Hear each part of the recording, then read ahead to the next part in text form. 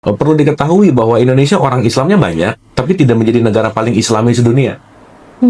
Kita tuh ranking Islaminya nggak bagus. Gitu. Apa bedanya Kang Islam dan Islami, Kang? Islam tuh kemasan, Islam itu value-nya, Islam tuh gula, Islami itu manisnya. Jadi kita tuh gulanya banyak tapi nggak manis. Terbukti Indonesia orang Islamnya banyak tapi korupsinya tinggi, kan aneh. Iya, Ya kan? paradoks itu ya, Kang ya. Paham ya? Orang Islam di Indonesia tuh banyak tapi kriminalitasnya tinggi juga. Dan yang menarik adalah negara-negara yang religius itu rata-rata banyak koruptornya dan banyak orang miskinnya. Kenapa bisa gitu, Kang? Itu tadi, karena mungkin religius jadi nggak pakai ini gitu. Iya, iya. Dia mengandalkan keyakinan tanpa logik gitu misal. Dan itu terjadi di Indonesia.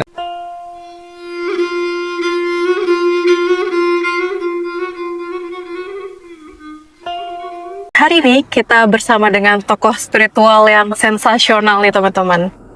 Dia banyak pro kontranya, tapi dicintai sama ibu-ibu, sama bapak-bapak nih. Termasuk bapak saya juga cinta sama sosok ini.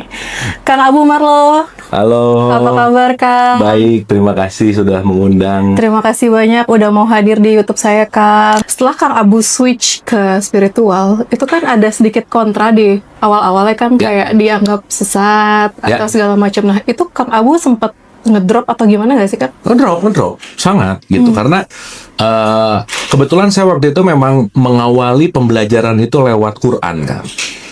Dan kita tahu bahwa stigma masyarakat kita, orang yang menyampaikan Quran itu harus lulusan pesantren, harus banyak macam-macam gitu. Dan pada saat itu saya pengen nge-breaking bahwa gini, di Quran itu ada statement yang sangat menarik. Di surat 45 ayat 20 Quran itu ada kata-kata hadza baso irulinas. Quran itu pedoman bagi manusia. Manusia loh. Nah, saya rasa, kan saya manusia, berarti saya bisa dong dapat pedoman ini. Itu kan? Dan nggak ada juga kalimat bahwa hikmah atau pemahaman atau kesadaran akan diberikan kepada orang yang lulus pesantren. Nggak ada. Orang yang tamat ikro gitu. Nggak ada juga. Jadi saya rasa meskipun saya backgroundnya pesulap, tapi kalau saya pengen connect ke kitab ini, kayaknya bisa deh. Nah, ketemu guru gitu. Akhirnya saya mendapatkan banyak insight di situ gitu. Oh, ternyata Quran tuh gini ya. Ternyata selama ini banyak bunyi, banyak baca, nggak ngerti isinya. Dan mayoritas gitu sih, Mbak Kadek.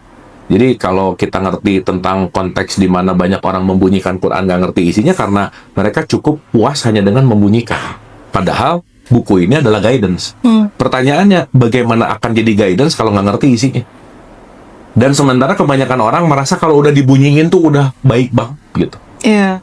Ya, saya tuh selalu ngasih analogi gini. Kalau saya ke dokter, dikasih resep paracetamol, saya baca tiap hari paracetamol kan nggak hilang pusingnya. Betul nggak? Pusing nggak akan hilang kalau diminum. ya harus ditembus, minum dong, kan gitu ya. Makanya saya punya rumus, baca, pelajari, pahami, amalkan, siarkan. Jadi jangan dibaca mulu gitu, tapi juga ada pahami dan seterusnya. Nah, di situ saya mulai belajar dalam lah, ngerti. Oh, ternyata ini itu dan dibikinlah sebuah riset. Jadi ini riset udah hampir 14 tahun sih. Pengen dibikin disertasi kan. Akhirnya saya mulai menyentuh ranah-ranah religion, consciousness, spirituality, banyak lah gitu ya. Saya lebih dari berapa pesantren yang saya research lah ya gitu. Apalagi waktu zaman-zaman sebelum COVID itu di Sulawesi Selatan khususnya, titik riset saya tuh dari ujung Toraja sampai ujung Selayar. Itu saya bisa sebulan 3-4 kali tuh ke Sulawesi Selatan gitu, karena waktu itu dapat aksesnya di sana gitu. Jadi saya neliti teman-teman PAUD di sana, teman-teman sekolah lah gitu ya kira-kira. Dan ternyata perlu diketahui bahwa Indonesia orang Islamnya banyak, tapi tidak menjadi negara paling Islami sedunia. Kita tuh ranking Islaminya nggak bagus gitu. Apa bedanya Kang Islam dan Islami, Kang? Islam tuh kemasan, Islam itu value-nya, Islam tuh gula, Islami itu manisnya. Jadi kita tuh gulanya banyak tapi nggak manis. Terbukti Indonesia orang Islamnya banyak tapi korupsinya tinggi, kan aneh. Iya, Ya kan? paradoks itu ya, Kang ya. Paham ya? Orang Islam di Indonesia tuh banyak tapi kriminalitasnya tinggi juga. Jadi sekarang negara paling Islam itu latest 2024 itu Irlandia. Itu nomor 1 negara paling Islami. Gitu. Disusul sama Denmark, disusul sama New Zealand, Finlandia. Bahkan negara yang paling bahagia sedunia ini kan Finlandia. Gitu. Dan yang menarik adalah negara-negara yang religius itu rata-rata banyak koruptornya dan banyak orang miskinnya. Kenapa bisa gitu, Kang? Itu tadi, karena mungkin religius jadi nggak pakai ini gitu. Iya. dia mengandalkan keyakinan tanpa logik gitu misal. Dan itu terjadi di Indonesia. Nah, habis gitu ya udah saya akhirnya nyari kan, ini saya kayaknya pengen belajar hakikat deh gitu, esensi gitu. Terus selama ini yang diajarin cuman kulit-kulitnya, dasar-dasarnya gitu. Akhirnya banyak, terus akhirnya bikin program, ya itu tadi bahwa di kelas ada 10 orang, 9 gila, 1 waras. Ya, tetap yang disebut gila yang waras ya, Yang karena satu minoritas. Jadi kalau sekarang mau ngomongin kebenaran di sini, karena yang udah viralnya seperti itu, karena dasar kita tuh adalah yang viral tuh yang benar. Padahal viral belum tentu benar, tapi seakan-akan benar. Jadi mau dikasih tahu yang benar di kelompok viral yang udah tahu kebenaran itu bukan itu, itu PR banget. Nah, terlebih waktu itu juga ya banyak lah netizen tuh motong-motong part yang nggak esensi, akhirnya berribut dari potongan yang nggak utuh gitu. Itu kan hobinya netizen ya. Anyway, perlu diketahui bahwa tahun 2022 Indonesia mendapatkan penghargaan netizen paling tidak beradab se-Asia Pasifik. Se-Asia lah gitu. Luar biasa ya. Luar biasa. Netizen Padahal orang Islamnya banyak. Berarti ya balik lagi ya. Mungkin banyak keturunan Islam dalam tanda petik agamanya, tapi nggak dalam kepada ajarannya gitu. Nah, jadi ya itu tadi pertentangan ada di situ gitu. Karena kan quote and quote lah ya, kita bukan melawan sih, tapi kita ada dalam arus mainstream, tapi kita out of the box dengan esensinya. Kita tuh kebanyakan pokoknya katanya dogma doktrin sih.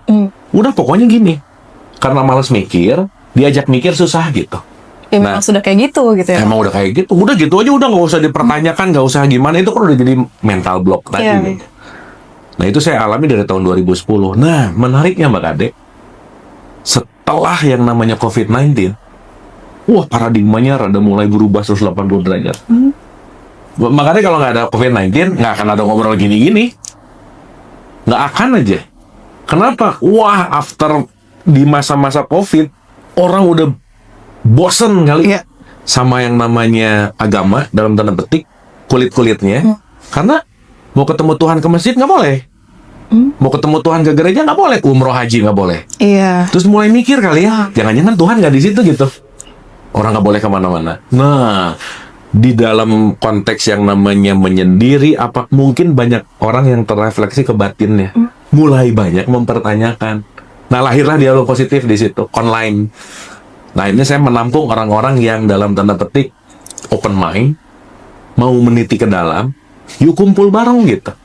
Makanya turun guru-guru tuh, Pak Wayan, Fahrudin Faiz. Banyak lah, kita punya 499 episode sih waktu itu. Kebayang waktu COVID-19 saya hampir tiap hari online, tiap malam. Makanya dapat rekor muri kan? Iya itu. Meskipun tengah-tengah ada sakit juga sih. Kang Abu di fase yang lagi down itu, gimana akhirnya Kang Abu bisa meyakinkan diri Kang Abu untuk bounce back, untuk tetap yakin sama apa yang Kang Abu berikan ke teman-teman?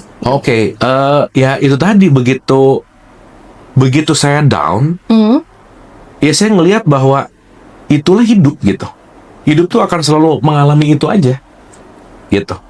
Jadi saya belajar ngerti bahwa begitu down saya terima, begitu up saya terima. Karena mungkin waktu itu pembelajarannya waktu up saya happy, waktu down saya nggak mau. Nah, itu dualitas gitu. Tapi begitu saya menerima lagi down atau lagi up, di situ saya mulai menyadari bahwa saya menerima apapun yang terjadi, karena mau up atau down, dua-duanya kenyataan gitu. Nah, itu kan pembelajaran kan. Penerimaan ya kan? Penerimaan. Nerima dan ngerti bahwa kita nggak bisa nerima sepotong dalam hidup. Contoh, nggak bisa dong pengen punya pasangan tapi nggak ribet-ribetnya, nggak bisa. Pasangan sama ribet itu one whole package. Pernikahan sama berantem tuh one whole package. Nggak bisa pengen nikah tapi nggak pengen ada berantemnya, nggak mungkin. Gitu ya Kang? Iyalah. Tuh Gus. Iya, nggak mungkin. Nggak mungkin punya sesuatu, punya corporate, punya apa sama ribetnya, nggak bisa. Nggak mungkin ya. Karena kita nerimanya dalam bentuk satu paket yang nggak bisa lepas gitu, satu sama lain gitu. Nah, jadi saya melihat itu adalah perjalanan yang menjadi pembelajaran ya. Karena kembali bahwa setiap fase kehidupan itu adalah pembelajaran untuk naik ke step berikutnya gitu. Nah, jadi ya karena saya melihat ini sebagai pembelajaran, saya lebih belajar lagi, dan dijadikan pembelajaran itu untuk move on ke next step gitu.